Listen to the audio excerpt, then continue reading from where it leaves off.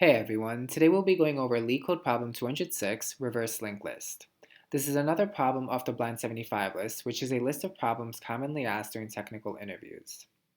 In this problem, we're given the head of a singly linked list, and what we want to do is reverse this list and return the head of the reversed list. We have here an example, and we see that the head of this list is a 1. This 1 points to a 2, which points to a 3, and so on. After reversing the list, we now have a 5 as the head of the list, and we see that this 5 points to a 4, which points to a 3, and so on. And the last node is now the 1. So we see we have a complete reversal of the list from the head and its next pointers.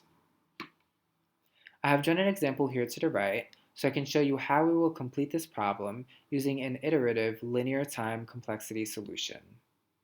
What we will need is a current pointer, which will point to the current node we are looking at, and it will start off at our head. We also need, however, a previous pointer, because we want to reverse the list by setting the current's next pointers to the previous node. And initially, this previous pointer will be set to null. So what we will do until we reach the end of the list is set the current node's next pointer equal to the previous node. So we're going to set the current node's next pointer to point to the previous node. The 1 points to the 2, and after making this change, now the 1 will point to null. Then after which, we can move our pointers along the list. Now, we see that when moving the 1's next pointer to the null, we have lost the pointer to the 2. So what we need to do actually is use always a temp variable in order to store the next node along the list. At this point, we can now set previous equal to cur equal to temp, and temp equal to temp.next. Once again, what we will do is set the current node's next pointer equal to the previous node, and then move our pointers along the list. Again, the 3 now points to the 4, however, we're going to set the 3's next pointer to the previous node, making the 3 now point to the 2. And then we can move our pointers along the list. The 4 points to null, but we'll set it to point to the previous node, so now the 4 will point to a 3. And after this, when moving our pointers along, our current node will now point to null, while our previous null will now point to the 4. When our current node reaches null, we can end our algorithm. And furthermore, we see that the previous node now points to the head of the new reverse list, so we can just return previous for our algorithm.